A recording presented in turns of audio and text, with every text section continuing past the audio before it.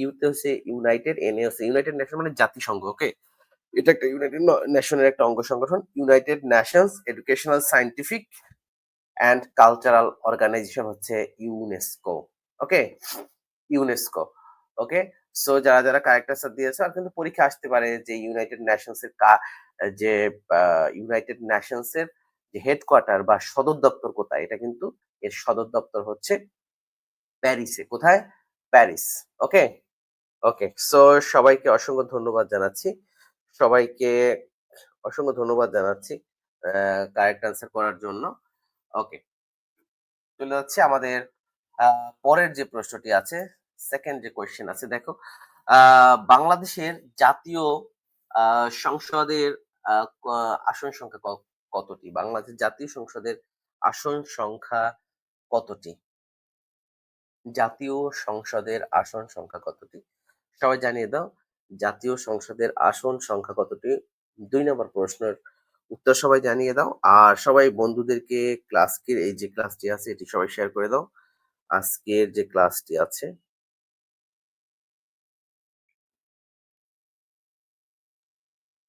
সবাইকে অসংখ্য ধন্যবাদ জানাচ্ছি যুক্ত হওয়ার জন্য। সবাই শেয়ার করে দাও। তোমরা যারা কারা, কারা শেয়ার করেছো একটু কমেন্টে জানিয়ে দিবে। তোমরা কারা, কারা আজকের ক্লাসটি শেয়ার করে দিয়েছো সবাই জানিয়ে দাও।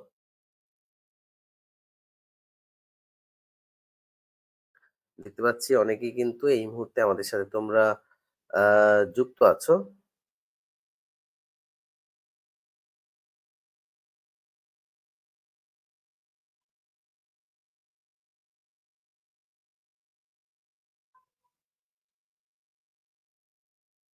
ওকে, সো সবাইকে অসংখ্য ধন্যবাদ যুক্ত হওয়ার জন্য। আচ্ছা, বাংলাদেশের জাতীয় সংসদের কিন্তু আমাদের মোট হচ্ছে ৩০০টি আসন। এটা হচ্ছে এবার কিন্তু বাংলাদেশের ২ কক্ষ বিশিষ্ট হচ্ছে এই আগামী ফেব্রুয়ারিতে যে নির্বাচনটি হবে সেখানে কিন্তু আমাদের যে যে সংখ্যাটি হবে এটা কিন্তু হচ্ছে টোটাল আমাদের উচ্চ কক্ষে থাকবে ১০০ আসন, উচ্চ কক্ষে থাকবে হচ্ছে ১০০টি আসন। নিম্ন কক্ষে থাকবে আমাদের টোটাল ৩০০টি আসন। সব মিলে ৪০০ এবং সংরক্ষিত নারী আসনের সংখ্যা থাকবে কিন্তু ১০০। প্রায় সব মিলিয়ে ৩০০, ২০০, ৫০০ থাকবে। ৫০০ এমপি থাকবে আমাদের এবার যে ইলেকশনটা হবে। ক্লিয়ার? সো সবাই স্পর্শিয়া নিশাত শেয়ার করেছে। Thank you so much. So এইটা যে হচ্ছে এখানে যদি পরীক্ষা আসতে পারে, যেহেতু তোমাদের পরীক্ষাটা এবার নির্বাচনের আগেই হচ্ছে ২৩শে জানুয়ারি আশা করি। তো সেখানে কিন্তু তোমরা হয়তো এখানে কাউন্টটা একটু হতে পারে যে বাংলাদেশের জাতীয় সংসদের নিম্ন কক্ষে আসন সংখ্যা কত সেটা হতে পারে ৩০০। আর যদি বলে উচ্চ কক্ষে আসন সংখ্যা কত সেটা হচ্ছে কিন্তু ১০০। ওকে, ৩০০ আর ১০০ মনে থাকবে তো সবার? উচ্চ কক্ষে আসন সংখ্যা ১০০, নিম্ন কক্ষে আসন সংখ্যা ৩০০। থ্যাংক ইউ সো মাচ যারা যারা কারেক্ট আনসার করেছো। মিহি শেয়ার করছে ক্লাসটি, ধন্যবাদ।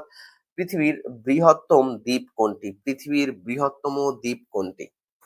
সবাই জানিয়ে দাও, পৃথিবীর বৃহত্তম দ্বীপ কোনটি? পৃথিবীর বৃহত্তম দ্বীপ কোনটি? সবাই একটু জানিয়ে দাও।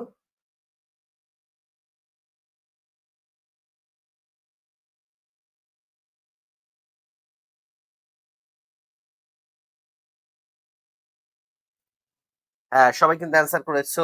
৩ এর অ্যান্সার করেছে সবাই। ৩ এর রুম কি ক্লাসটি শেয়ার করেছে। অসংখ্য ধন্যবাদ। সবাই অ্যান্সার করেছে গ্রিনল্যান্ড। ইয়েস, কারেক্ট আনসার হচ্ছে পৃথিবীর যে বৃহত্তম যে দ্বীপটি সেটি হচ্ছে কিন্তু গ্রিনল্যান্ড। এবং এটা এটা কোথায় পড়েছে? পরীক্ষা আসতে পারে গ্রিনল্যান্ড কোথায় অবস্থিত? উত্তর আটলান্টিক মহাসাগরে অবস্থিত। উত্তর আটলান্টিক মহাসাগরে পরীক্ষা আসতে পারে যে গ্রিনল্যান্ড দ্বীপটি কোন মহাদেশে অবস্থিত? উত্তর আটলান্টিক মহাসাগরে। ওকে, উত্তর আটলান্টিক মহাসাগরে। ওকে, সেটা হচ্ছে কি উত্তর আটলান্টিক মহাসাগর। এটা কিন্তু পরীক্ষায় যদি আসে অবশ্যই কিন্তু পারতে হবে। কেমন? অবশ্যই কিন্তু পারতে হবে। সো যারা যারা কারেক্ট আনসার দিয়েছে সবাইকে অসংখ্য ধন্যবাদ জানাচ্ছি। সবাইকে অসংখ্য ধন্যবাদ জানাচ্ছি। সো চলে যাচ্ছে আমাদের পরের যে আ প্রশ্নটি আছে। স্বাধীন বাংলা বেতার কেন্দ্র কত সালে স্থাপিত হয়? সবাই জানিয়ে দাও। এই প্রশ্নের কারেক্ট আনসার কি হবে? স্বাধীন বাংলা বেতার কেন্দ্র প্রথম কোথায় স্থাপিত হয়েছিল? স্বাধীন বাংলা বেতার কেন্দ্র প্রথম কোথায় স্থাপিত? ঢাকা, কালুরঘাট, চট্টগ্রাম, খুলনা, আগরতলা। স্বাধীন বাংলা বেতার কেন্দ্র, যেখান থেকেই হচ্ছে আমাদের স্বাধীনতার ঘোষণা দেয়া হয়েছিল। পাকিস্তানের বিরুদ্ধে যে মহান মুক্তিযুদ্ধের যে ঘোষণা, সেটা কিন্তু স্বাধীন বাংলা বেতার কেন্দ্র থেকে দেয়া হয়েছিল। এটা হচ্ছে আমাদের ৩ নাম্বার প্রশ্ন। আজকের আমাদের যে ৩ নাম্বার যে প্রশ্নটি আছে। ওকে? আচ্ছা। সো স্বাধীন বাংলা বেতার কেন্দ্র। সো অনেকেই কিন্তু কারেক্ট আনসার দিয়েছো। হ্যাঁ, এটা হচ্ছে কালুরঘাট, চট্টগ্রাম থেকে। দেখো, মুক্তিযুদ্ধ থেকে কিন্তু পরীক্ষায় প্রশ্ন আসবে। মুক্তিযুদ্ধ থেকে কিন্তু পরীক্ষায় প্রশ্ন আসবে এবং এই মহান মুক্তিযুদ্ধ থেকে কিন্তু তোমাকে অবশ্যই প্রশ্ন আসবে এবং এই সম্পর্কে কিন্তু তোমাকে মোটামুটি ভালো আইডিয়া রাখতে হবে মুক্তিযুদ্ধ নিয়ে। ঠিক আছে? তো কিন্তু দুঃখজনকভাবে আজকে একটা জিনিস দেখলাম যে পাকিস্তানের বিরুদ্ধে যে যুদ্ধ হইছিল, তো পাকিস্তানের একটা ফেসবুকে একটা পোস্ট দেখলাম। যেখানে হচ্ছে যে যুদ্ধের ৫০ বছর পরেও বাংলাদেশ আ যে পারমাণবিক অস্ত্র নাই, বাংলাদেশে কিন্তু পাকিস্তানের পারমাণবিক অস্ত্র আছে। এটা নিয়ে অনেকে পোস্ট করছে যে আ যুদ্ধে মানে স্বাধীনতার ৫০ বছর পরে পাকিস্তান অনেক উন্নত হয়েছে। কিন্তু বিষয়টা হচ্ছে এটা না। পাকিস্তান কিন্তু একটা আ এখনো তারা কিন্তু দেশ হিসেবে কিন্তু স্টেবল না। তোমরা জানো পাকিস্তানে গত ১০ বছরে প্রায় কয়েক হাজার জঙ্গি হামলা হইছে। কয়েক হাজার জঙ্গি হামলা, তারপরে প্রতি বছরই প্রায় ৫০ থেকে ১০০ টা মসজিদে বোমা হামলা হয় পাকিস্তানে এখনো বর্তমানে, এবং বাংলাদেশে পাকিস্তানের থেকে অনেক উন্নত এই মুহূর্তে। যতগুলো প্যারামিটার আছে প্রত্যেকটা প্যারামিটারই হচ্ছে বাংলাদেশ পাকিস্তানের থেকে অনেক আগানো। শুধুমাত্র বোমা হামলা বলো, আত্মঘাতী হামলা বলো, এই হামলায় শুধু এই দিকটা থেকে বাংলাদেশ পিছানো। কারণ বাংলাদেশে কিন্তু এই ধরনের কোনো আ তোমরা হয়তো অনেকেই দেখো, মানে তোমরা কিন্তু সবাই জানো যে বাংলাদেশে কিন্তু কোনো মসজিদে বোমা হামলা বা আত্মঘাতী হামলা এগুলো কিন্তু বাংলাদেশে হয় না বললেই হয় না। একেবারেই হয় না। ঠিক আছে? ওকে। সো এই দিক থেকে কিন্তু পাকিস্তানের থেকে বাংলাদেশ অনেক আগানো। সো আ পাকিস্তানের থেকে আমরা অনেক ভালো আছি। হাজার গুণে ভালো আছি। ওকে। সো চলে যাচ্ছি আমাদের পরের যে প্রশ্নটি আছে। দেখতে পাচ্ছ যে আ মুক্তিযুদ্ধ বা আ আচ্ছা, দেখতে পাচ্ছি যে মুক্তিযুদ্ধ বা গ্রেট ওয়ার যেটি আছে, মুক্তিযুদ্ধ বা আ গ্রেট ওয়ার যুদ্ধ কোনটি? এটা একটু সবাই জানিয়ে দাও। মুক্তিযুদ্ধ বা গ্রেট ওয়ার কোনটি?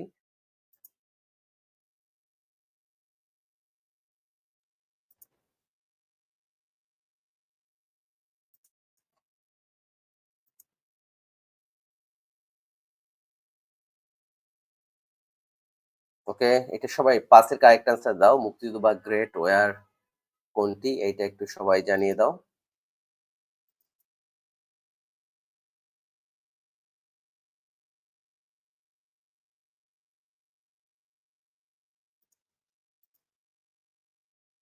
আচ্ছা, এই প্রশ্নের কারেক্ট অ্যান্সারটা একটু জানিয়ে দাও সবাই। মুক্তিযুদ্ধ বা গ্রেট ওয়ার আ কোনটি একটু জানিয়ে দাও সবাই। ওকে। তো সবাইকে অসংখ্য ধন্যবাদ জানাচ্ছি। যারা তোমরা আ কারেক্ট অ্যান্সার দিয়েছো, সবাইকে অসংখ্য ধন্যবাদ জানাচ্ছি। আ সবাইকে অসংখ্য ধন্যবাদ। ওকে, আমরা আ চলে যাচ্ছি পরের যে প্রশ্নটি আছে। সো এই প্রশ্নে হচ্ছে আমাদের সি অ্যান্সার করেছে সবাই। যে মুক্তিযুদ্ধ বা গ্রেট ওয়ার যুদ্ধ কোনটি? এটি কিন্তু হচ্ছে যে ১ম বিশ্বযুদ্ধকে বলি আমরা গ্রেট ওয়ার। ঠিক আছে?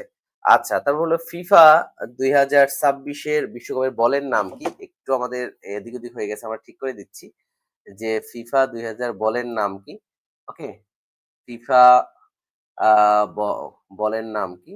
এটা হচ্ছে অ্যাডিডাস। ওকে? এইটা কিন্তু সবাই একটু কারেক্ট অ্যান্সার দাও। যে ফিফা ওকে। আ সবাই জানিয়ে দাও যে এই প্রশ্নের আ কারেক্ট অ্যান্সার কি হবে? ওকে।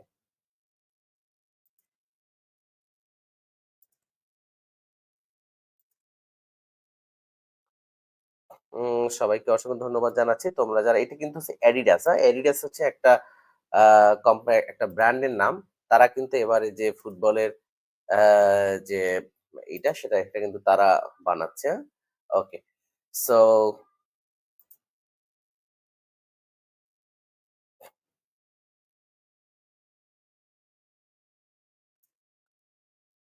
অসংখ্য ধন্যবাদ জানাচ্ছি। তোমরা যারা আমাদের সাথে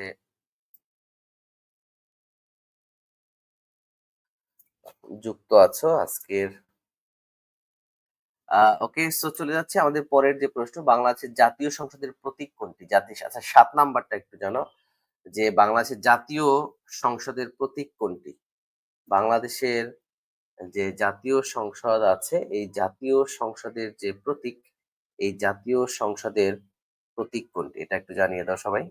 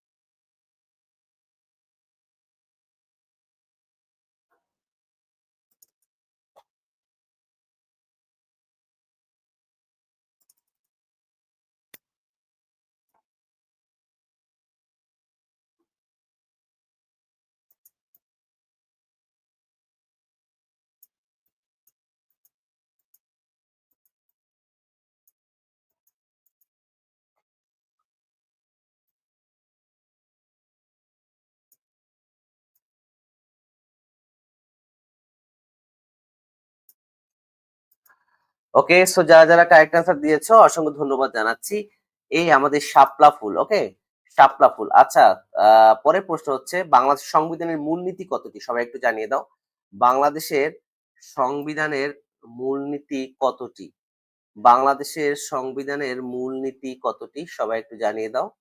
বাংলাদেশের সংবিধানের মূলনীতি কতটি? সবাই একটু এই প্রশ্নের কারেক্ট আনসার দাও যে বাংলাদেশের সংবিধানের মূলনীতি কতটি?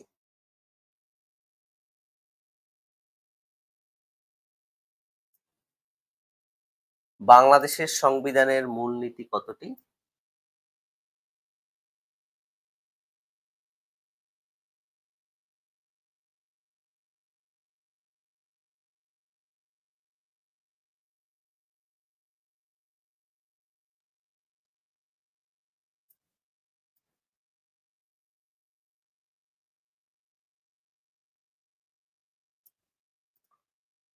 আচ্ছা, আমরা একটু ওকে, আমরা একটু আবার শুরু করছি। আমাদের একটা অন্য একটা স্লাইড ছিল। সো এইটা একটা নতুন স্লাইড।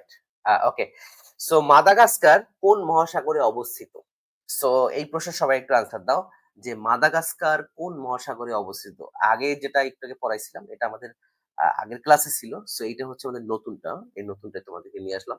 ওকে, সো সবাই আনসার দাও। ১ নাম্বার থেকে আমরা শুরু করি যেহেতু সবাই আছে এই মুহূর্তে।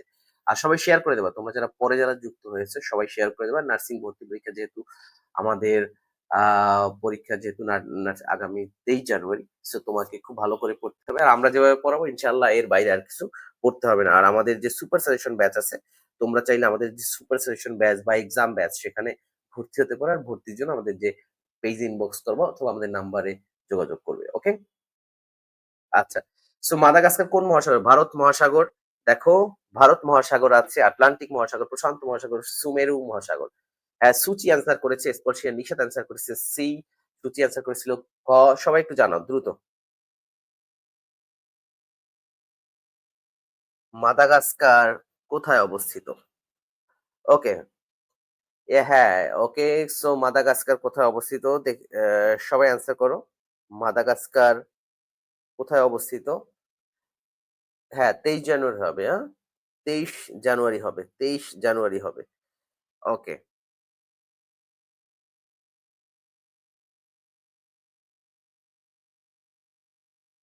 ওকে, সবাই দেখতে পাচ্ছি অ্যান্সার করেছো।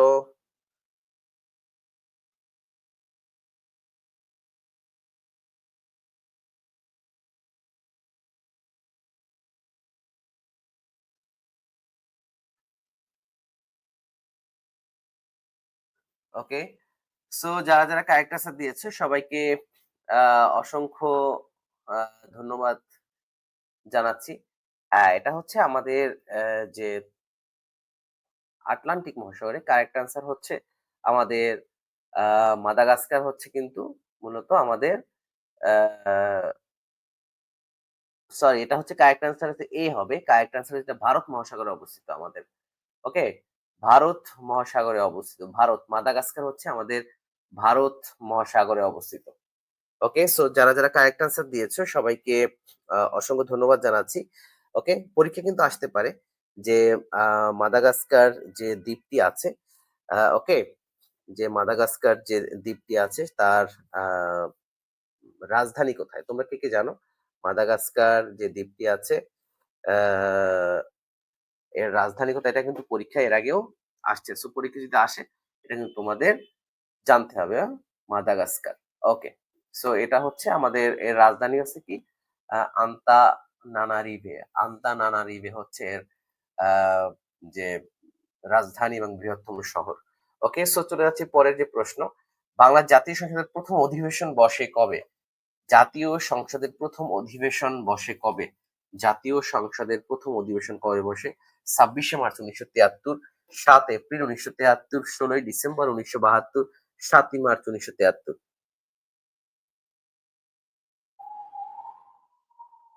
সার্কুলার দিলেই এপ্লাই হবে। সার্কুলার কবে দিয়ে আমরা জানিয়ে দেব তোমাদেরকে। আমাদের পেজে সবাই লাইক ফলো দিয়ে রাখবা। আর সবাই একটু শেয়ার করে দাও। তোমরা যারা পরে যারা যুক্ত হয়েছো সবাই একটু শেয়ার করে দাও। জাতীয় সংসদের ১ম অধিবেশন আমরা একটু দ্রুত শেষ করতে হবে, হ্যাঁ? কারণ ল্যাপটপে কিন্তু চার্জ শেষ হয়ে যাবে আবার দ্রুত। ৫০ মিনিট বাকি আছে, এর মধ্যে শেষ করতে হবে। জাতীয় সংসদের ১ম অধিবেশন সবাই ২ এর সি অ্যান্সার করেছে ১৬ ডিসেম্বর ১৯৭২। অনেকে অ্যান্সার করেছো যে ৭ এপ্রিল ১৯৭৩। সবাই জানাও। সবাই। জাতীয় সংসদের যে, যে ১ম অধিবেশন কবে হয়? জাতীয় সংসদের যে ১ম অধিবেশনটি হয়েছিল, ওকে, এটা কিন্তু হচ্ছে ৭ এপ্রিল ১৯৭৩। সো যারা খ অ্যান্সার হয়েছে সবাইকে অসংখ্য ধন্যবাদ। যারা হয়নি অবশ্যই এটা কারেক্ট অ্যান্সার হচ্ছে ৭ এপ্রিল। সো তোমরা যারা আ কারেক্ট অ্যান্সার হইছে বা হয় নাই, সো তোমরা একটু দেখে নাও। আর এখান থেকে পরীক্ষা কিন্তু আসতে পারে, হ্যাঁ? পরীক্ষায় কিন্তু আসতে পারে। ওকে। সো চলে যাচ্ছি আমাদের পরের যে প্রশ্নটি আছে। তখন কিন্তু হচ্ছে আমাদের যে জাতীয় সংসদ ভবন এটা ওকে, চলে যাচ্ছি পরের প্রশ্ন।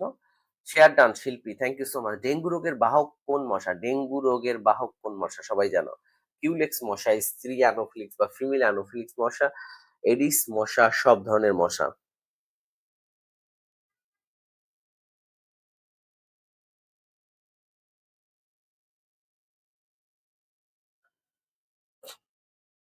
সবাই জানিয়ে দাও এই প্রশ্নের কারেক্ট আনসার কি হবে?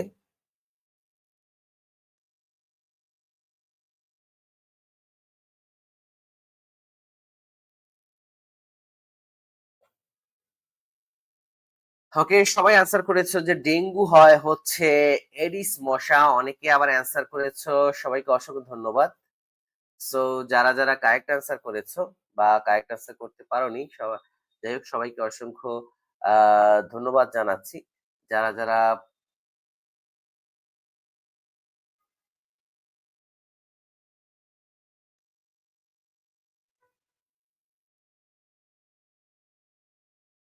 ওকে। সো ৩ এর খ Aedes mosquito, Aedes mosquito, yes. So correct answer হচ্ছে আমাদের সি, এডিস মসকিউটো। কেমন? ওকে। সো সবাইকে অসংখ্য ধন্যবাদ জানাচ্ছি। আ যারা কারেক্ট অ্যান্সার দিয়েছে সবাইকে অসংখ্য ধন্যবাদ জানাচ্ছি। সো এখন আমরা চলে যাব আমাদের আ পরের যে আ প্রশ্নটি আছে, আমরা সেই প্রশ্নে চলে যাব। ওকে। সো তারপর আমরা আ আর তোমরা জানো যে নার্সিং ভর্তি করে যেহেতু হাতে বেশি সময় নাই, সো তোমাকে এখন থেকে খুব ভালো করে স্টাডি করতে হবে যাতে করে হচ্ছে তোমাকে একদম শেষ মুহূর্তে তুমি যা পড়বে এগুলো যাতে হচ্ছে তোমার পরীক্ষায় চলে আসে। ওকে? আচ্ছা। আচ্ছা, সো চলে যাচ্ছি আমাদের পরের যে প্রশ্ন। আচ্ছা, এখন কিন্তু পরীক্ষা আসতে পারে যে ডেঙ্গু যেটা আছে আমাদের যেটা এডিস মশার মাধ্যমে ছড়ায়, পরীক্ষায় কিন্তু আসতে পারে সি চিকুনগুনিয়া, আ যে কোন আ রোগের বাহক কোন মশা, যে চিকুনগুনিয়া এটা কিন্তু পরীক্ষায় আসতে পারে। কেমন? এটা কিন্তু এডিস, চিকুনগুনিয়া এটাও কিন্তু এডিস মশার কামড়ে হয়ে থাকে, আচ্ছা। আর ফিমেল অ্যানোফিলিস যেটি আছে বা স্ত্রী অ্যানোফিলিস মশা এটার কারণে হচ্ছে ম্যালেরিয়া হয়। ঠিক আছে? এটার কারণে কিন্তু ম্যালেরিয়া হয়। ওকে। সো চলে যাচ্ছি আমাদের পরের যে প্রশ্ন আছে। আচ্ছা, নেক্সট যে কোয়েশ্চেন আছে, দেখো সবচেয়ে ভারী ধাতু কোনটি?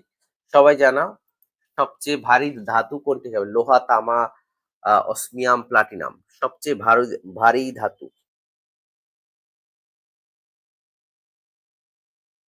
ওকে, পরীক্ষা কিন্তু আসতে পারে সবচেয়ে ভারী ও সবচেয়ে হালকা ধাতুর নাম কি, এটা কিন্তু পরীক্ষায় আসতে পারে। হ্যাঁ,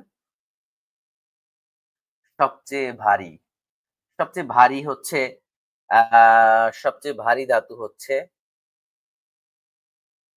ওকে, দেখতে পাচ্ছি অ্যান্সার করে শুরু করেছে অলরেডি মায়াবতী, মিহি, সোনিয়া, সাইদ। সবাইকে অসংখ্য ধন্যবাদ যারা যারা কারেক্ট অ্যান্সার দিয়েছো।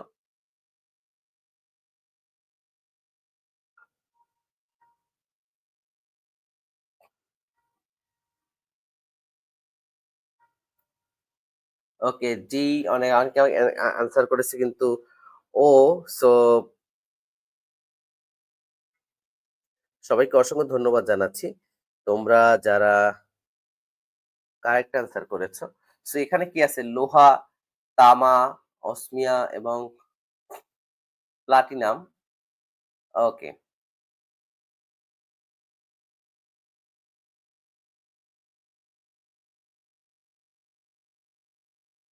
ওকে, এখানে যেটা আছে এর মধ্যে হচ্ছে প্লাটিনাম হচ্ছে আমাদের সবচেয়ে ভারী। ওকে, সবচেয়ে ভারী ধাতু, ঠিক আছে, সবচেয়ে ভারী ধাতু। ওকে, সো যারা যারা কারেক্ট আনসার দিয়েছো সবাইকে অসংখ্য ধন্যবাদ জানাচ্ছি। আচ্ছা, এরপরে চলে যাচ্ছি আমাদের পরের যে প্রশ্নটি আছে, আমাদের পরের প্রশ্নে চলে যাচ্ছি। দেখো পরের প্রশ্নটি কি আছে? বাংলাদেশ ও মায়ানমারকে বিভক্তকারী নদীর নাম কি? বাংলাদেশ ও মিয়ানমারকে,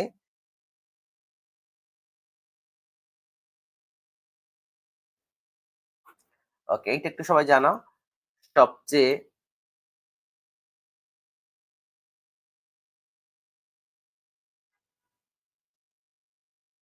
ওকে, আর এর আগে যে আমাদের যে প্রশ্নটা ছিল এখান থেকে কিন্তু আরো একটা প্রশ্ন আসতে পারে যে আমাদের সবচেয়ে হালকা যে ধাতু আছে এটা কি, এটা কিন্তু পরীক্ষা আসতে পারে। সবচেয়ে হালকা ধাতু যেমন লিথিয়াম হচ্ছে সবচেয়ে হালকা ধাতু, তাই না? ওকে, সো চলে যাচ্ছি পরের প্রশ্ন। বাংলাদেশ ও মিয়ানমারকে বিভক্তকারী নদীর নাম কি? এটা হচ্ছে নাফ নদী। তোমরা যারা যারা কারেক্ট আনসার করেছো সবাইকে অসংখ্য ধন্যবাদ জানাচ্ছি। এটা হচ্ছে নাফ নদী। দেখো, যেন হচ্ছে বাংলাদেশের মিয়ানমারের অপোজিট পাশে যে আমাদের যে উপজেলাটা সেটা টেকনাফ। সো এই টেকনাফ, দেখো টেকনাফ, একটা নাফ আছে লেখা, তাই না? সো এটা এই জন্যই কিন্তু তোমাকে বুঝতে হবে এটা কাছাকাছি, মানে নাফ নদী। ওকে, এটা হচ্ছে নাফ নদী। ওকে, সো এটা কিন্তু পরীক্ষায় আসতে পারে, এটা কিন্তু পরীক্ষায় আসতে পারে। আর যদি পরীক্ষা আসে যে নাফ নদীর উৎপত্তি স্থল কোথায়, ওকে, পরীক্ষা যদি আসে যে নাফ নদীর উৎপত্তি স্থল কোথায়, ওকে, এটা হচ্ছে মিয়ানমার কি আরাকান পর্বত। মায়ানমারের আরাকান পর্বত থেকে এই নাফ নদীর উৎপত্তি। ক্লিয়ার? চলে যাচ্ছি পরের যে প্রশ্নটি আছে। ক্রিকেটের মক্কা বলা হয় কোন স্টেডিয়ামকে? ক্রিকেটের মক্কা বলা হয় কোন স্টেডিয়ামকে? Eden Garden, Lord's, Melbourne, Sharjah. Eden Garden, সবাই জানাও।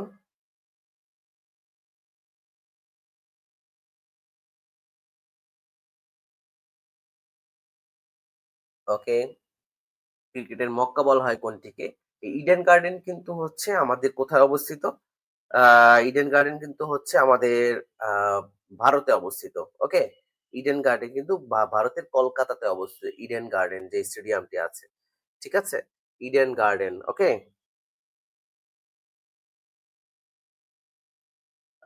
পরিচিত লর্ডস কোথায় অবস্থিত?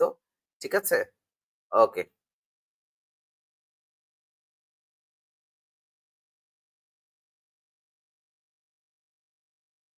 আচ্ছা।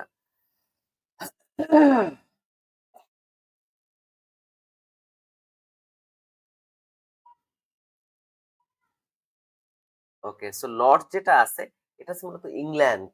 ইংল্যান্ডে যেটা আছে এটা হচ্ছে মূলত লর্ডস। আর যেটা মেলবোর্ন, মেলবোর্ন হচ্ছে তোমার অস্ট্রেলিয়াতে অবস্থিত, ঠিক আছে। ওকে,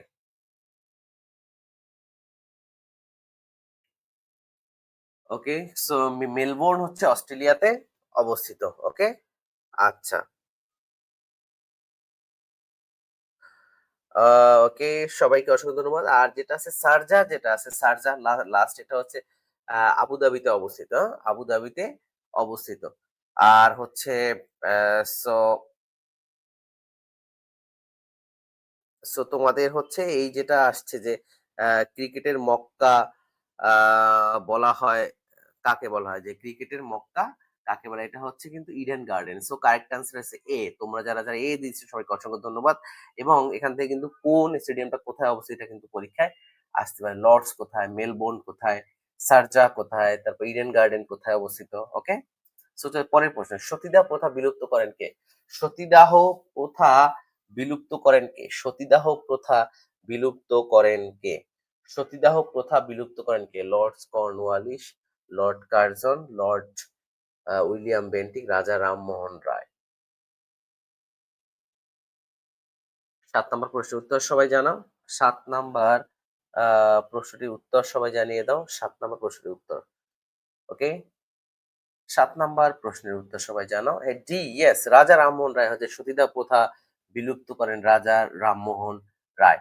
পরের প্রশ্নে চলে যাচ্ছি। আর সবাই শেয়ার করে দাও, তোমাদের যে গ্রুপ গুলো আছে বন্ধুদেরকে মেনশন করো। বাংলাদেশে একমাত্র সামরিক জাদুঘর কোথায় অবস্থিত? বাংলাদেশের একমাত্র সামরিক যে জাদুঘর, ঢাকা সেনানিবাস, সাভার সেনানিবাস, চট্টগ্রাম সেনানিবাস, কুমিল্লা সেনানিবাস। বাংলাদেশের একমাত্র সামরিক জাদুঘর, বাংলাদেশের সামরিক জাদুঘর।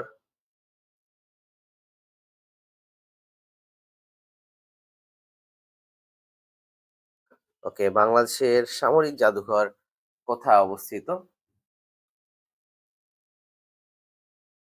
ঢাকা সেনানিবাস, ইয়েস, ঢাকা। সো তোমরা যারা কারেক্ট আনসার দিয়েছো সবাইকে অসংখ্য ধন্যবাদ জানাচ্ছি। বাংলাদেশের একমাত্র সামরিক যে জাদুঘরটি আছে। ওকে, সো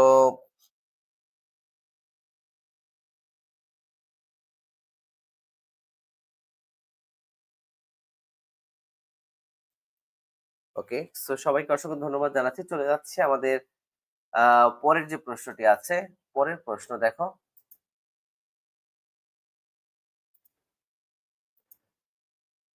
বিশ্ব ব্যাংকের সদর দপ্তর কোথায় অবস্থিত?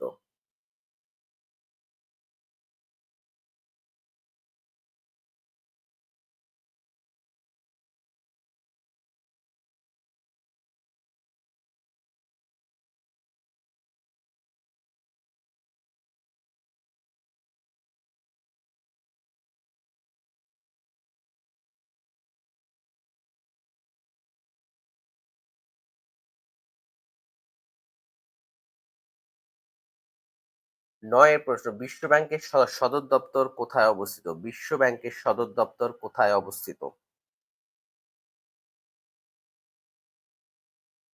বিশ্ব ব্যাংকের সদর দপ্তর কোথায় অবস্থিত? ওকে, সবাই অ্যান্সার করেছে যে new York, Washington DC, Geneva, London, সুইজারল্যান্ডের জেনেভা, তাই না? ওকে, বিশ্ব ব্যাংকের সদর দপ্তর কোথায় অবস্থিত?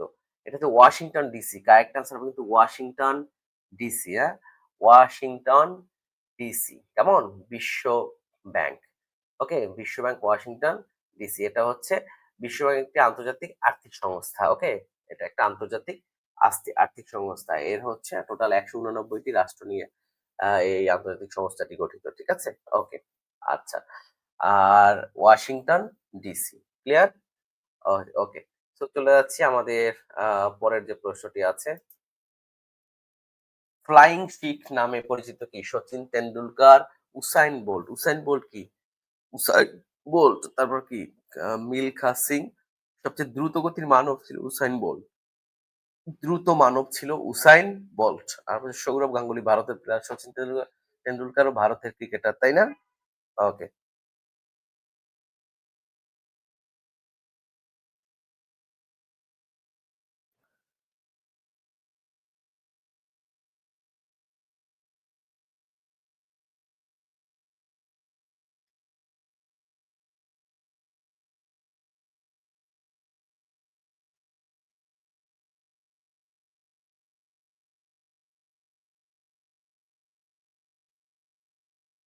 ওকে, সো এটা কিন্তু কারেক্ট আনসার হচ্ছে উসাইন বোল্ট না।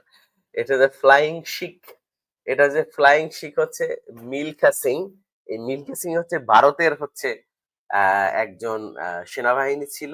সেখান থেকে হচ্ছে যে তিনি বিভিন্ন গেমসে যে স্বর্ণপদক অর্জন করেন, যেমন এশিয়ান গেমস, কমনওয়েলথ গেমসে। ঠিক আছে? ৪০০ মিটারের যে দৌড়গুলো হয় সেখানে। সো ফ্লাইং শিখ নামে পরিচিত হচ্ছে আমাদের, ফ্লাইং শিখ নামে পরিচিত হচ্ছে ভারতের মিলখা সিং। ঠিক আছে? ওকে। আচ্ছা, সো চলে যাচ্ছি আমাদের পরের যে প্রশ্ন। ওকে, এবং এই যে তাকে ভারতের একজনকে যে ফ্লাইং শু উপাধি দেয়া হয়, এটা কিন্তু দিছিল আবার পাকিস্তানের যে আইয়ুব খান। ওকে, পাকিস্তানের আইয়ুব খান। তো পরের প্রশ্ন দেখো, আবুধাবির মুদ্রা কি? তোমাদের মুদ্রা নিয়ে কিন্তু একটা প্রশ্ন আসতে পারে, যে বিভিন্ন দেশের যে মুদ্রা। সো সবাই জানাও যে আবুধাবির মুদ্রার নাম কি? ওকে।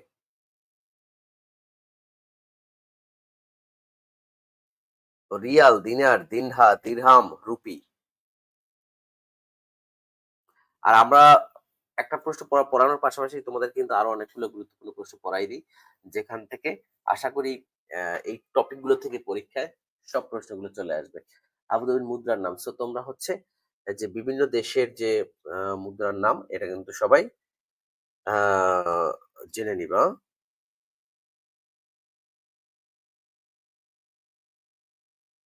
ওকে, সো সবাইকে অসংখ্য ধন্যবাদ জানাচ্ছি কারেক্ট অ্যান্সার দেওয়ার জন্য।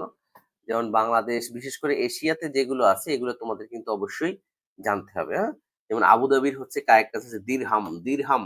আবুধাবির হচ্ছে দিরহাম। সো যারা যারা কারেক্ট অ্যান্সার সবাই করবে। যেমন ভারতের হচ্ছে আমাদের রুপি, পাকিস্তানেরও কিন্তু রুপি, ভারত পাকিস্তান কিন্তু দুইটাই রুপি, বাংলাদেশ হচ্ছে টাকা, শ্রীলঙ্কায়ও রুপি, নেপালেও রুপি, হ্যাঁ? মানে আমাদের এশিয়া, দক্ষিণ এশিয়ার বেশিরভাগ দেশেরই কিন্তু মুদ্রার নাম হচ্ছে রুপি। কেমন? ওকে। আবার মালদ্বীপে হচ্ছে রুপিয়া, মায়ানমার হচ্ছে কিয়াত, আফগানিস্তানে আফগানি রুপি, ইন্দোনেশিয়া হচ্ছে রুপিয়া, মালয়েশিয়া রিঙ্গিত। পরীক্ষায় আসতে পারে মালয়েশিয়া, এটা একটু আনকমন। রিঙ্গিত, মালয়েশিয়া হচ্ছে রিঙ্গিত। কেমন? সিঙ্গাপুরে হচ্ছে ডলার, সিঙ্গাপুরে ডলার, কারণ সিঙ্গাপুরে তোমরা জানো যে তারা চিকিৎসার জন্য অনেক বিখ্যাত। যেমন মাউন্ট এলিজাবেথ যে হসপিটাল, সবচেয়ে সবচেয়ে খরচ ওখানে।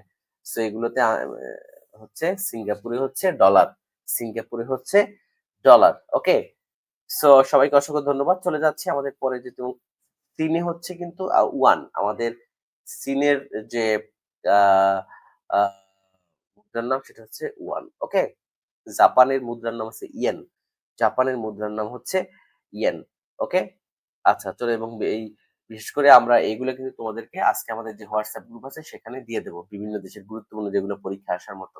তো হচ্ছে পরের প্রশ্ন, বাংলাদেশের বিমানের প্রতীক কি? দোয়েল, বলাকা, শাপলা, উড়ন্ত ঈগল। সবাই জানিয়ে দাও, বাংলাদেশ বিমানের প্রতীক কি? বাংলাদেশ বিমানের রিয়াল হচ্ছে সৌদি আরবের হচ্ছে বিএম ইব্রাহিম খলিল দেওয়ান শেয়ার করেছে ক্লাসটা। ফার্স্টে ভুল দিয়ে পরে ঠিক দেওয়া আমি। থ্যাংক ইউ মোমেনা জাহান। পরীক্ষায় এই সুযোগটা থাকলে ভালো হইতো, একবার ভুল দেওয়ার পরে আবার একটু মুছে যদি কারেক্ট আনসার দেওয়া যেত, একবার সুযোগ থাকলে আসলে ভালো হইতো। ওকে,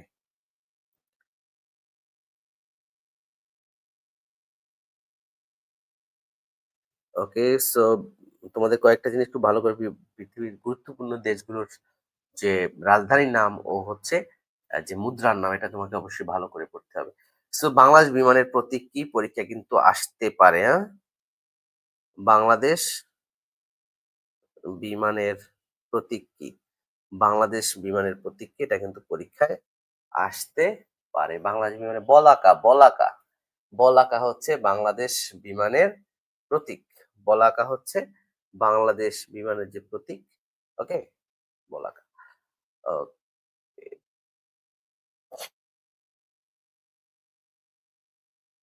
ওকে, সো যারা যারা কারেক্ট আনসার দিয়েছো সবাইকে অসংখ্য ধন্যবাদ জানাচ্ছি।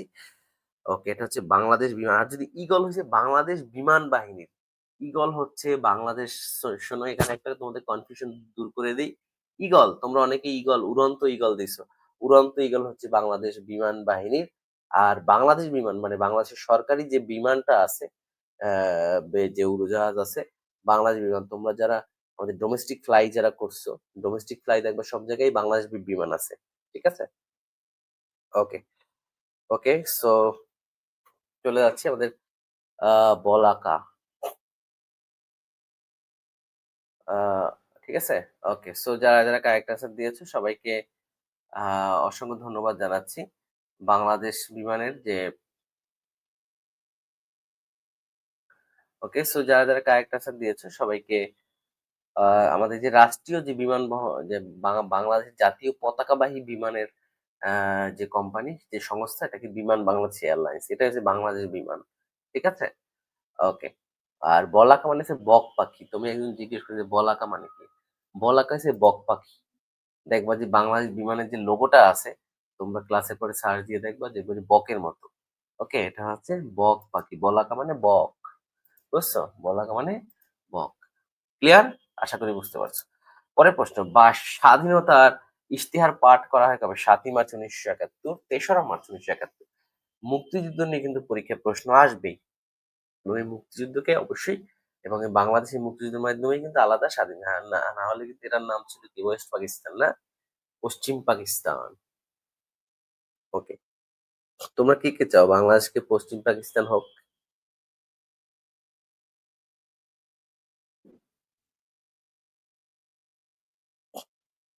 না এটা পূর্ব পাকিস্তান, না? তোমরা কে চাও? বাংলাদেশ পূর্ব পাকিস্তান হোক? ওকে।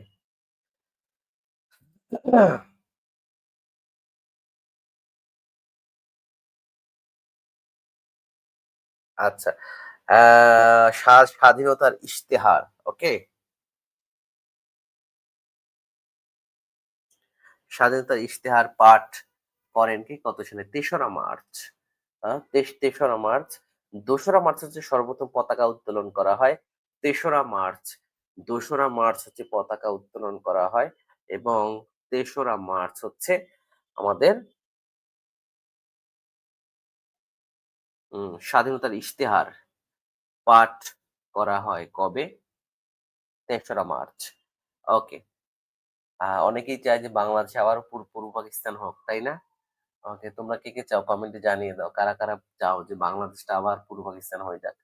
আবার সেই তোমরা জানো যে পশ্চিম পাকিস্তানে এখনো আ প্রতিদিনই কিন্তু বোমা হামলা হয় বিভিন্ন জায়গায়। রাস্তায়, মার্কেটে, মসজিদে এবং বছরে তাদের ৫০০ থেকে ১,০০০ জঙ্গি হামলা হয়ে থাকে পাকিস্তানে। ঠিক আছে? ওকে। সো ভাইয়া চাই বাট ফ্রিতে ঘুরতে যাওয়ার সুযোগ দিলে হয়। ফ্রিতে তো কেউ যেতে পারবা না। ফ্রি কিভাবে যাবা? তোমাকে হয়তো বিমানে যেতে হবে। না হলে পাকিস্তানে অনেক রিস্ক। যেকোনো সময় বোমা হামলায় উড়ে যেতে পারো তোমরা। ওকে। আচ্ছা আর তোমরা এই যে পরীক্ষায় আসতে পারে যে অ্যা স্বাধীনতার ইশতেহার কে পাঠ করে? শাহজাহান সিরাজ। শাহজাহান সিরাজ। শাহজাহান সিরাজ। ওকে? ওকে। সো এই সে সা দো ২রা মার্চ হচ্ছে একটা জিনিস মনে রাখো। এইটা মনে রাখবা কিভাবে? ২রা মার্চ হচ্ছে আ আসমা আব্দুর রব ১ম ঢাকা বিশ্ববিদ্যালয়ের কলা ভবনের সামনে পতাকা উত্তোলন করেন। যে ওকে? আর যে পতাকার ডিজাইনার ছিল শিবনারায়ণ দাস এবং বর্তমান পতাকা তো কামরুল হাসান ডিজাইনার। আর আরেকটা বিষয় সেটা হচ্ছে যে আ তোমার এর একদিন পরেই ৩রা মার্চ স্বাধীনতার ইশতেহার পাঠ করা হয়। এটা করেছিল শাহজাহান সিরাজ, যাকে বলা হয় লাল ঘোড়া। ওকে? ওকে। আচ্ছা, সো সবাইকে অসংখ্য ধন্যবাদ জানাচ্ছি। আ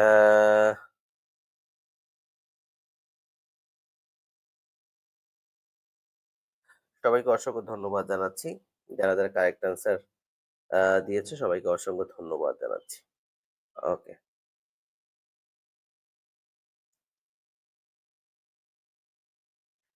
চলে যাচ্ছি আমাদের পরের যে প্রশ্নটি আছে। বখতিয়ার খলজি বাংলা জয় করেন কত সালে? বখতিয়ার খলজি বাংলা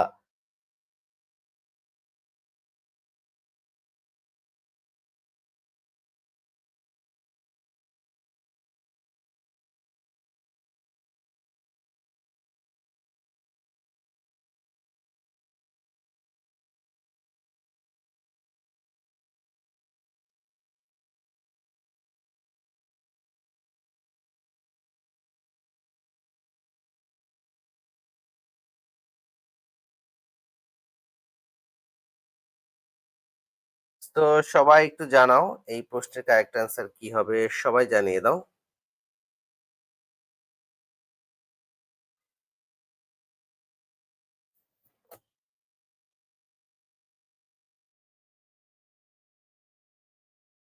সবাই জানিয়ে দাও।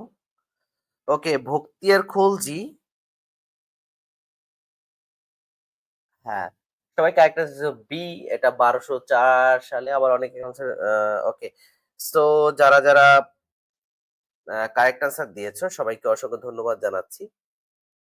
যে বখতিয়ার খলজি বাংলা জয় করেন কত সালে? ওকে, এই প্রশ্নটা কিন্তু পরীক্ষায় এর আগেও আসছে। সো বইটা হচ্ছে ১২০৪ সালে। সো কারেক্ট অ্যান্সার তোমরা যেটা দিয়েছো সেটা হচ্ছে ১২০৪ সাল। ওকে। আর এর আগে যে প্রশ্নটা করেছিলাম আমাদের যে শাহজাহান শিকদার যিনি স্বাধীনতার ইশতেহার পাঠ করেন। দেখো এখানে তোমরা আরেকটা জিনিস তোমরা এখানে একটু মনে রাখতে পারো আরেকটা বিষয় দিয়ে। সেটা হচ্ছে যে ঢাকা বিশ্ববিদ্যালয়ের যে স্বোপার্জিত স্বাধীনতা যে স্মৃতিস্তম্ভটি আছে, স্বোপার্জিত স্বাধীনতা যেটা টিএসসি তে আছে সাদা রঙের। সো ওইটা হচ্ছে ওনার যে বোন আছে শাহজাহান শিকদারের বোন যে শামীম শিকদার ছিল। শামীম শিকদার নাম মহিলা, উনি একজন মহিলা আর্কিটেক্ট ছিলেন। সো তিনি হচ্ছে এটার স্থপতিয়া শামীম শিকদার, শাহজাহান শিকদারের বোন। ঠিক আছে? ওকে। আচ্ছা, এটা কিন্তু পরীক্ষা অনেক সময় আছে যে আসে যে স্বোপার্জিত স্বাধীনতা স্মৃতিস্তম্ভটি কে নির্মাণ করেন, ডিজাইনার কে? চলে যাচ্ছে পরের প্রশ্ন। দেখো, আন্তর্জাতিক আদালতের সদর দপ্তর কোথায় অবস্থিত? International court. ওকে, আদালত আন্তর্জাতিক আদালতের সদর দপ্তর কোথায়? আন্তর্জাতিক আদালতের সদর দপ্তর আন্তর্জাতিক আন্তর্জাতিক আদালতের সদর দপ্তর কোথায় অবস্থিত? আন্তর্জাতিক Geneva, new York, Hague, Netherland, Vienna. Yes, তোমরা যারা কারেক্ট আছে সবাইকে অসংখ্য ধন্যবাদ জানাচ্ছি। আন্তর্জাতিক আদালতের সদর দপ্তর হচ্ছে আমাদের হেগে অবস্থিত। হেগ নেদারল্যান্ডে অবস্থিত। এটা ১৯৪৫ সালে প্রতিষ্ঠিত হয়। ১৯৪৫ সালে পরীক্ষা আসতে পারে হেগ শহরটি কোন দেশে অবস্থিত? নেদারল্যান্ড। এটা কিন্তু মনে রাখবা। ওকে, চলেছে পরের প্রশ্ন। বিশ্ব শিক্ষক দিবস কবে পালিত হয়? দ্রুত শেষ করবো, ২০ মিনিট বাকি প্রশ্ন। বিশ্ব শিক্ষক দিবস কবে পালিত হয়? বিশ্ব দিবস থেকে কিন্তু পরীক্ষায় প্রশ্ন আসতে পারে। ওকে,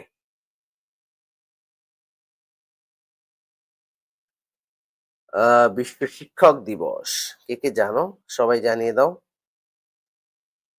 ১৫-র ১৬ নাম্বার কি হবে? বিশ্ব শিক্ষক দিবস কে জানো? ৫ সেপ্টেম্বর। বিশ্ব শিক্ষক দিবস হচ্ছে ৫ সেপ্টেম্বর। ৫ সেপ্টেম্বর। আর আমাদের হচ্ছে ওকে, চলে যাচ্ছি পরের যে প্রশ্নটি আছে। পরের প্রশ্ন, বাংলাদেশ নৌবাহিনী দিবস কবে? বাংলাদেশী নৌবাহিনী যে সেক্টরটা ছিল, ওকে, আমাদের যে নৌ সেক্টর ছিল এটা ১০ নাম্বার সেক্টর ছিল মুক্তিযুদ্ধের সময় যে নৌ সেক্টরটা ছিল। বাংলাদেশ নৌবাহিনী দিবস কবে?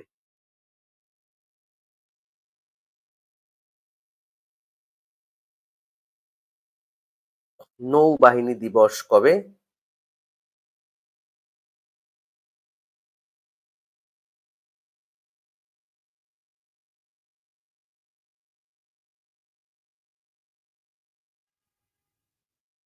বাংলাদেশ নৌবাহিনী দিবস কবে পালন করা হয়?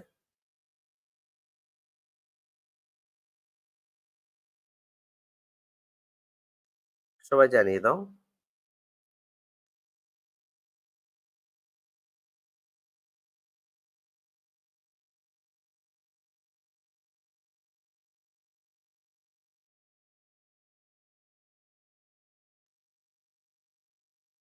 একুশে নভেম্বর। একুশে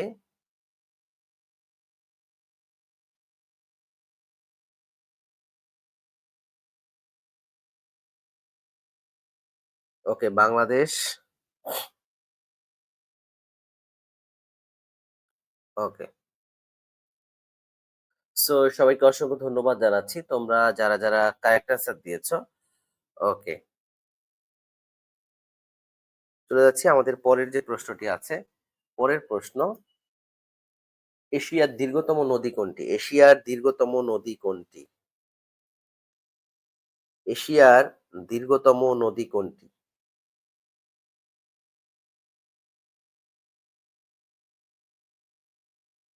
সবাই জানিয়ে দাও এশিয়ার দীর্ঘতম নদী কোনটি?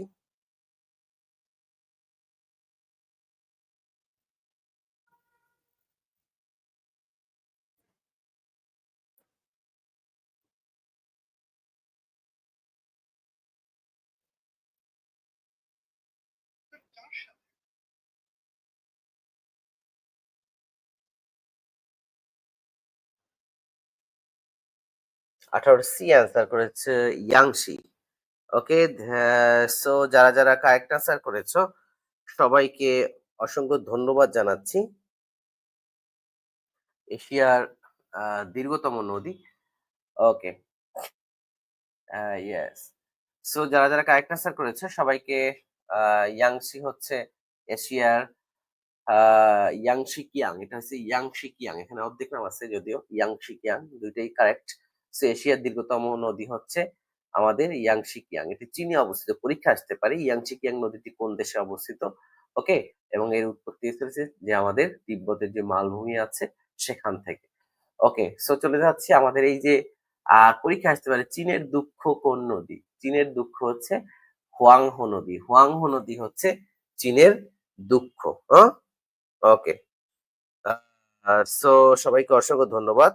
সবাইকে আহ অসংখ্য ধন্যবাদ জানাচ্ছি। আর পরীক্ষা কিন্তু আসতে পারে যে বাংলার দুঃখ হচ্ছে কোন নদী?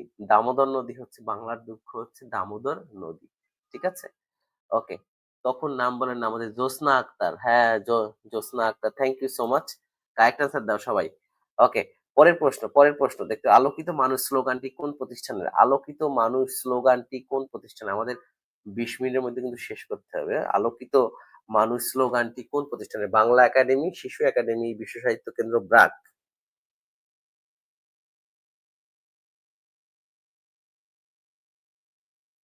আলোকিত মানুষ,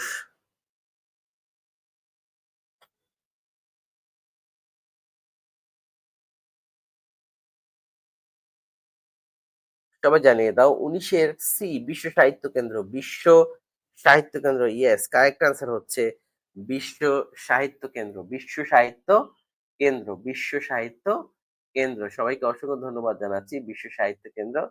আচ্ছা, আর এটা 1978 সালে কিন্তু এই বিশ্ব সাহিত্য কেন্দ্র প্রতিষ্ঠিত হয়। বিশ্ব সাহিত্য কেন্দ্র, এটি শাহবাগে অবস্থিত। এটি শাহবাগে অবস্থিত। পরের প্রশ্নে চলে যাচ্ছি, বাংলাদেশের পরমাণু শক্তি কমিশন কত সালে গঠিত হয়? বাংলাদেশ পরমাণু শক্তি কমিশন 1973, 72, 74, 75। বাংলাদেশ পরমাণু শক্তি কমিশন, বাংলাদেশ পরমাণু শক্তি কমিশন। ওকে, কত সালে গঠিত হয় বাংলাদেশ পরমাণু শক্তি কমিশন? কত সালে? 1973 সালে। ইয়েস, তোমরা যারা কারেক্ট আনসার করেছো সবাইকে অসংখ্য ধন্যবাদ জানাচ্ছি। সবাইকে অসংখ্য ধন্যবাদ জানাচ্ছি। চলেছি পরের যে প্রশ্নটি আছে, অস্কার পুরস্কার প্রদান করে কোন দেশ? যুক্তরাজ্য, যুক্তরাষ্ট্র, ফ্রান্স, ইতালি। অস্কার পুরস্কার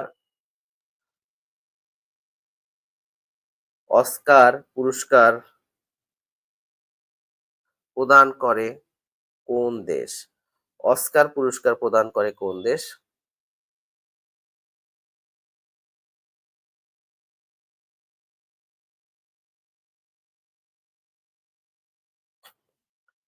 ইয়েস, সো যারা কারেক্ট আনসার দিয়েছো সবাইকে অসংখ্য ধন্যবাদ জানাচ্ছি।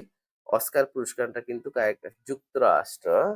অস্কার পুরস্কারটা হচ্ছে প্রদান করে, অস্কার পুরস্কার যে আয়োজন করে এটা হচ্ছে মার্কিন যুক্তরাষ্ট্র। ওকে, মার্কিন যুক্তরাষ্ট্র, মার্কিন যুক্তরাষ্ট্র। ওকে, তো যারা কারেক্ট আনসার দিয়েছো সবাইকে অসংখ্য ধন্যবাদ। মার্কিন যুক্তরাষ্ট্র। ঠিক আছে, চলে যাচ্ছি আমাদের পরের যে প্রশ্নটি আছে। আমাদের পরের প্রশ্নে চলে যাচ্ছি।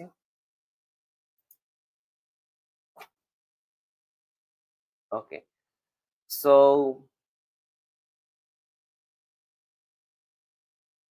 আর আগের যে প্রশ্নটা ছিল আমাদের পৃথিবীর সবচেয়ে জনবহুল মুসলিম দেশ কোনটি?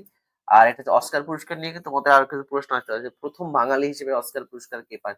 সত্যজিৎ আমাদের যে সত্যজিৎ রায় ১৯৯২ সালে অস্কার পুরস্কার পায়। ঠিক আছে? ওকে। সো চলে যাচ্ছি। আর আমাদের ১ম বাংলাদেশী অস্কার বিজয়ী হচ্ছে আমাদের নাফিজ বিন জাফর। পরীক্ষায় আসতে পারে। ১ম বাংলাদেশী হিসেবে হচ্ছে নাফিজ বিন জাফর। এটা হচ্ছে ২০০৭ সালে এবং ২০১৫ সালে। ঠিক আছে? ওকে। আর অস্কার কিন্তু অনেকগুলো ক্যাটেগরিতে পায়। তিনি পাইছিলেন কিন্তু বিজ্ঞান ও প্রযুক্তিতে। ঠিক আছে? ২৮ টি টোটাল ২৪ টা ক্যাটেগরি। আচ্ছা, পৃথিবীর সবচেয়ে জনবহুল মুসলিম দেশ। সবাই অ্যান্সার করেছে Nigeria.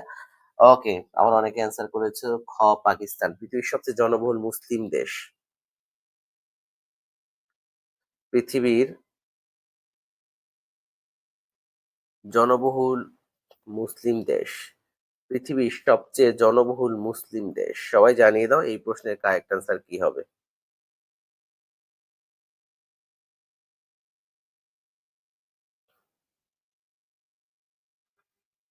Indonesia, Pakistan, Bangladesh, Nigeria.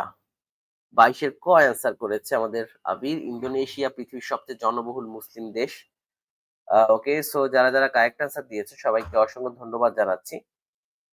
তো এটা হচ্ছে আমাদের হ্যাঁ, ইন্দোনেশিয়া হচ্ছে আমাদের যে সবচেয়ে জনবহুল মুসলিম দেশ। ঠিক আছে? ওকে। সো চলে যাচ্ছি আমাদের পরের যে প্রশ্নটি আছে।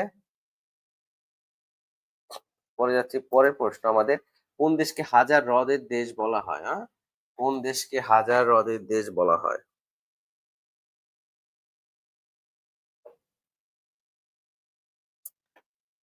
২৩ নম্বর প্রশ্নের উত্তর দাও। Sweden, Finland.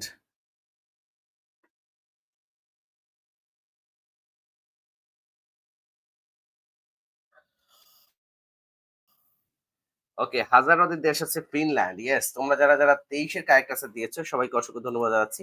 এই ফিনল্যান্ড হচ্ছে একটি নিম্নভূমি অঞ্চল। ঠিক আছে? মানে বাংলাদেশ যেমন নিম্ন অঞ্চল এমন। যেমন কয়েক হাজার বছর আগে এটা কিন্তু বরফে ঢাকা ছিল। পরবর্তীতে হচ্ছে যে বিভিন্ন স্থান হচ্ছে বরফের চাপে তখন নিচের দিকে দেবে যায়। ওকে? সো পরেই কিন্তু এটা হচ্ছে যে বিভিন্ন অনেক হ্রদ তৈরি হয়েছে হাজার। ওকে। সো হাজার হ্রদের হ্রদ বলা হয় হচ্ছে আমাদের ফিনল্যান্ডকে। ঠিক আছে? ওকে। চলে যাচ্ছি পরের যে প্রশ্ন। ফিনল্যান্ডকে বলা হয় হাজার হ্রদের দেশ। ওকে? আচ্ছা। আর সুইডেনকে কি বলা হয়? যে ইউরোপের যে ক্রীড়াঙ্গন বলা হয় সুইজারল্যান্ডকে। আর সুইডেনকে বলা হয় ইউরোপের সমিল বলা হয় সুইজারল্যান্ডকে। ঠিক আছে? চলে যাচ্ছি পরের যে প্রশ্ন আছে। ইয়েমেনের রাজধানীর নাম কি? ইয়েমেনের রাজধানীর নাম কি? ইয়েমেনের রাজধানীর নাম কি? সবাই জানিয়ে দাও।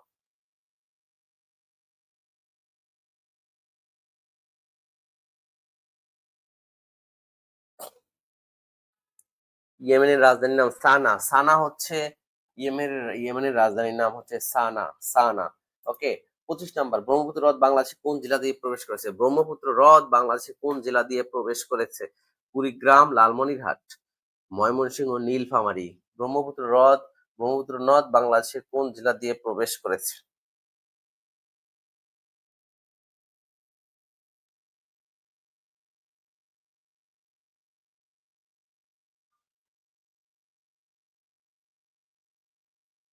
সবাই জানিয়ে দাও। ব্রহ্মপুত্র নদ বাংলাদেশের ওকে, এটা কারেক্ট হচ্ছে কুড়িগ্রাম। কারেক্ট অ্যান্সার হচ্ছে কুড়িগ্রাম। ব্রহ্মপুত্র নদ হচ্ছে বাংলাদেশের কুড়িগ্রাম। সো ২৫ নম্বরে কারেক্ট অ্যান্সার হচ্ছে কুড়িগ্রাম। ঠিক আছে? ওকে। তো সবাই জানিয়ে দাও। সবাই জানিয়ে দাও। আর পরে কিন্তু আসতে পারে যে ব্রহ্মপুত্র নদের যে উৎপত্তি স্থল এটা হচ্ছে ব্রহ্মপুত্র নদটা হচ্ছে যে হিমালয়ের যে কৈলাস যে শৃঙ্গটি আছে কৈলাস পর্বত। ঠিক আছে? যেখানে কেউ উঠতে পারে না, তাই না? উঠলে কি নখ বড় হয়ে যায়, চুল বড় হয়ে যায়, মানে তাড়াতাড়ি বৃদ্ধ হয়ে যায়, বয়স বেড়ে যায়। কৈলাস। ওকে। সো পরে ওকে। আর তোমরা যারা আছো আমাদের যে সুপার সেশন ব্যাচে যারা ভর্তি হতে চাও খুব দ্রুত যোগাযোগ করবে আমাদের। আচ্ছা, ওকে। সো নার্সিং ভর্তি পরীক্ষার শেষ সময়ে একটা দুর্দান্ত প্রস্তুতির জন্য ইনশাআল্লাহ সুপার সেশনে ভর্তি হলেই তোমরা একটা ভালো ফলাফল অর্জন করতে পারবে। নার্সিং ডিপ্লোমা ইন নার্সিং বলো, বিএসসি নার্সিং। ওকে? আচ্ছা, চলেছি পরের প্রশ্ন। মহাস্থান মহাস্থানগড় কোন নদীর তীরে অবস্থিত? মহাস্থানগড় কোন নদীর তীরে? গঙ্গা, যমুনা, করতোয়া, মহানন্দা। পরীক্ষায় আসতে পারে মহাস্থানগড় হচ্ছে কোথায় অবস্থিত? ওকে, এটা কিন্তু বাংলাদেশের অন্যতম একটি যে প্রত্নতাত্ত্বিক যে নিদর্শন মহাস্থানগড়, এটা বগুড়া জেলা, বগুড়া জেলার শিবগঞ্জ উপজেলাতে। ঠিক আছে, ওকে। Mahasthangarh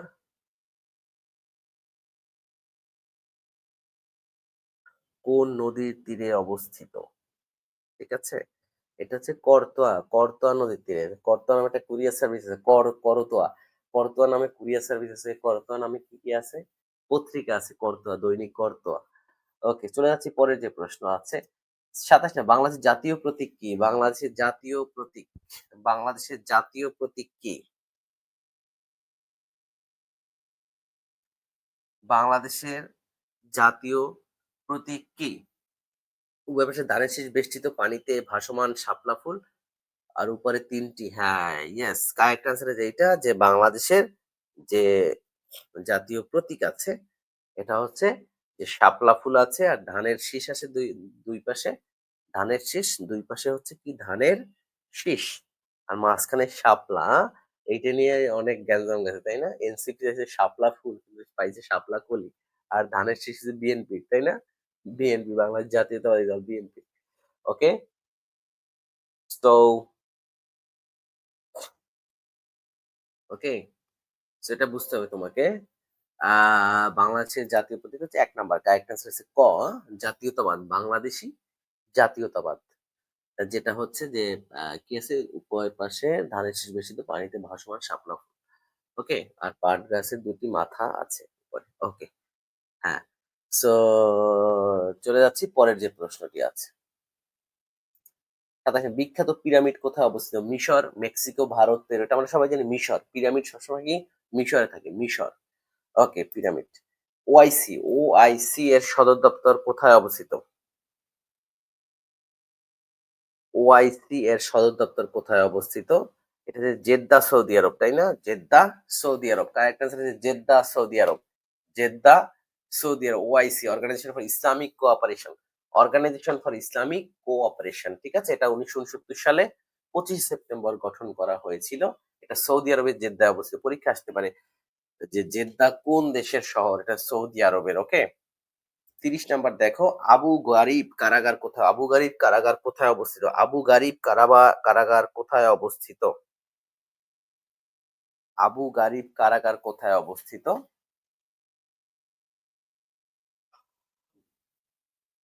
Iran, Iraq, Afghanistan, Syria. Abu Ghraib কারাগার কোথায় অবস্থিত? এটা হচ্ছে ইরাকে অবস্থিত, ইরাকে অবস্থিত আবু গারিব কারাগার। আবু গারিব কারাগার। ঠিক আছে, ওকে। তো চলে যাচ্ছি আমাদের পরের যে প্রশ্নটি আছে। গ্রিনিস মান সময় বা জিএমটি, গ্রিনিস মান টাইম, গ্রিনিস টাইম বাংলাদেশের সময়ের পার্থক্য কত? +5 ঘন্টা, +6 ঘন্টা, 7 ঘন্টা, 4 ঘন্টা। সবাই জানিয়ে দাও।